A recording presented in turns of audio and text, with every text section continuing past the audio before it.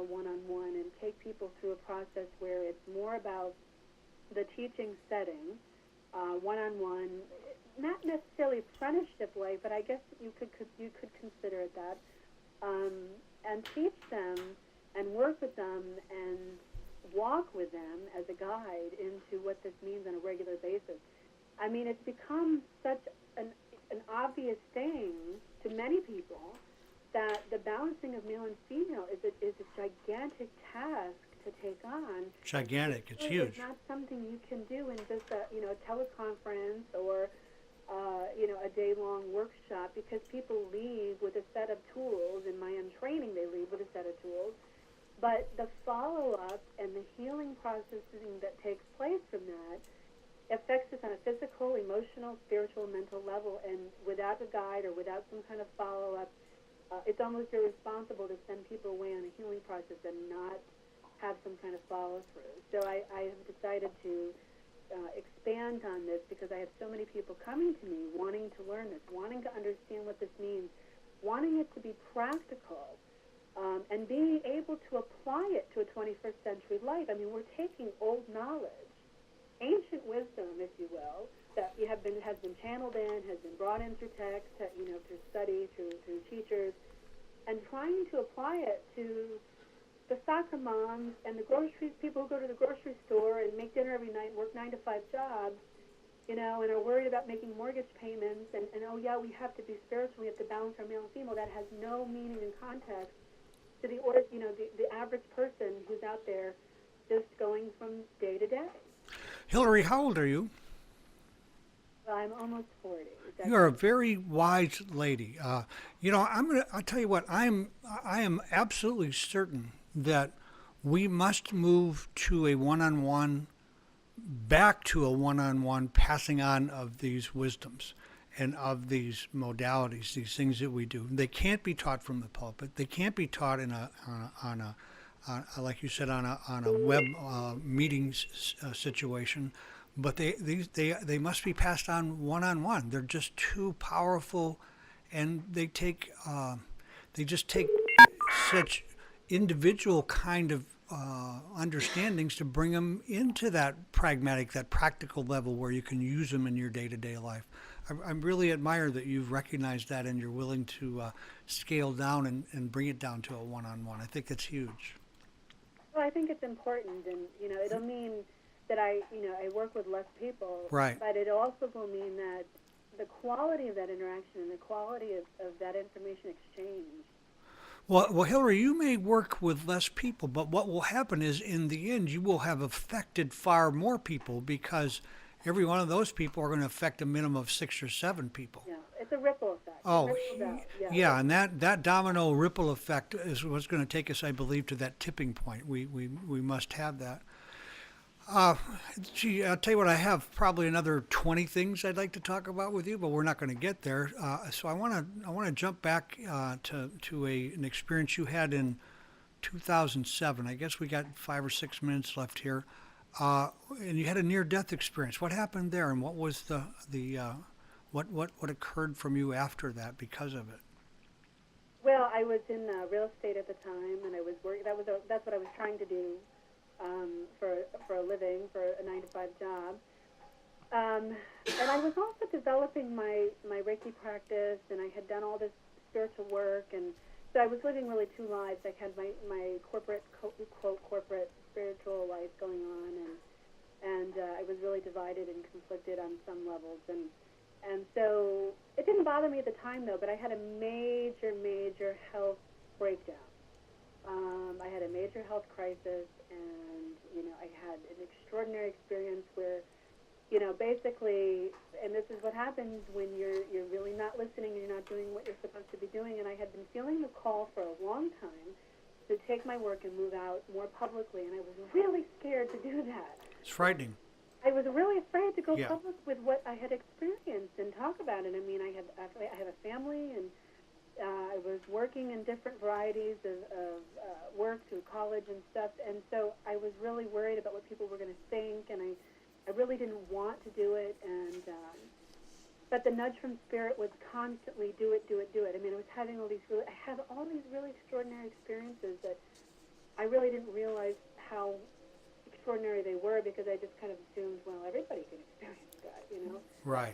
But anyway, so what happens is you end up having some kind of brick wall hit your life, and it happened to be a health experience. And you know, I was basically told and hospitalized that was it, checkout time, and you're not going to make it, and this is it. So the thought of me going and leaving this planet, this realm, whatever dimension, whatever you want to call it, made no sense to me, because I knew I had more work to do, and I really had to sit with the reality that, okay, I have to say goodbye to everything.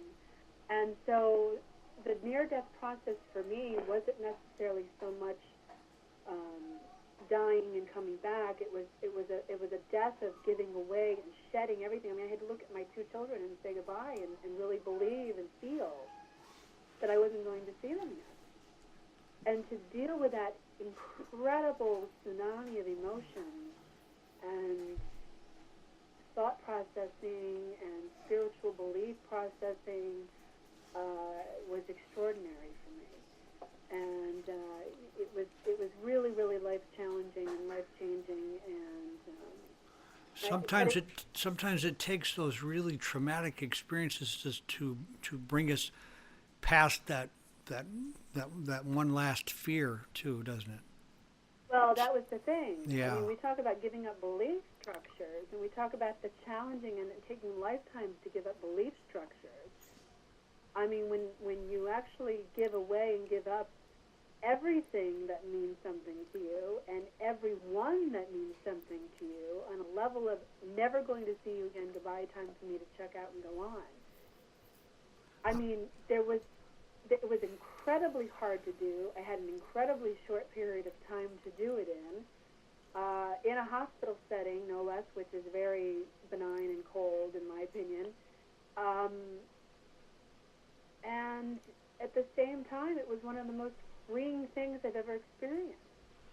Because in giving away the very, very things that I mean, a mother saying goodbye to her children, you know, I mean, I don't know even how to put that into words. I don't think there are words for that kind of thing. I mean, it's anybody that's a parent out there, even a father saying goodbye to their children, looking at, you know, small little faces and saying, oh my God, I'm never going to see them.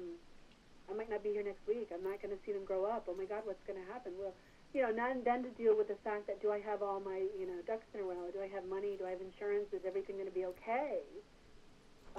But that really wasn't the point at that time. It really wasn't about the planning aspect of it. It was more about the emotional connection, the love connection, being able to say goodbye, and I had to do that. And then it didn't happen. Hillary, I've got Tom flagging me here. You know, I'll tell you what, I wish we had more time. You've just been a really interesting guest. I've enjoyed my time with you. We got a minute or so here left. Is there anything that I didn't touch on that you really? Tom's been putting your contact information up in our chat room and out on the Facebook and so forth. Is there anything that that we've missed that you would like to say in this last minute before we say goodbye? Well, George, you've done a great job. I can say that, and I just want to say thanks so much for having me on. And you know, we did cover a lot. We covered a lot of stuff that I haven't talked about before. Because nobody's ever done their homework and really asked me questions like that. And I appreciate your depth and giving me an opportunity to talk about things that are more on a personal level, because I don't get an opportunity to do that very often. And I think it's really important, because unless you really know somebody's background, I mean, you're just kind of going off what you see on their website or what you see on YouTube or Facebook or whatever.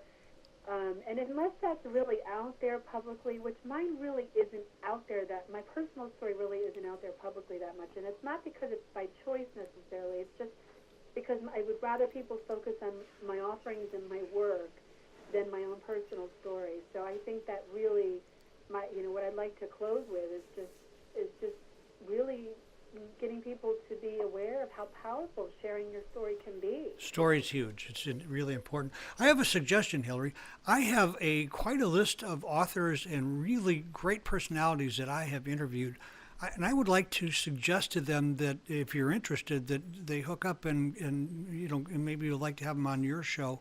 And if you're interested in sharing some of your guests with me, some of the lists I saw, you've interviewed some very interesting people. I would be interested in doing that. Maybe we can talk about that at a time, maybe next week or something. Sure. Because I have some people I know that you would be interested in talking to, would make good guests on your show. And the more exposure we get for these ideas, the more I think you and I are playing our part in all this transformation that's going on. Hillary, I'm sorry. I've got to say goodbye. I'll look forward to talking to you and maybe one day even meet and have a cup of coffee. Sounds good, George. Thanks so much for having me on. It's been a pleasure. You have a great week now. Thank you. Tom, she is a great guest. What a nice lady, and really, really on the mark with some of the things she's doing. I think I'll check out Sperling's things. That looks pretty interesting. So remember, I've got a great guest next week. I have a Broadway star. I'm going to see if we can get her to give us a little idea, maybe a little song or something, and we're going to talk about fairies that she ran into in a fairy glen in Scotland. So be sure and tune in next week. And in the meantime, don't forget to accentuate the positive and have a fantastic week.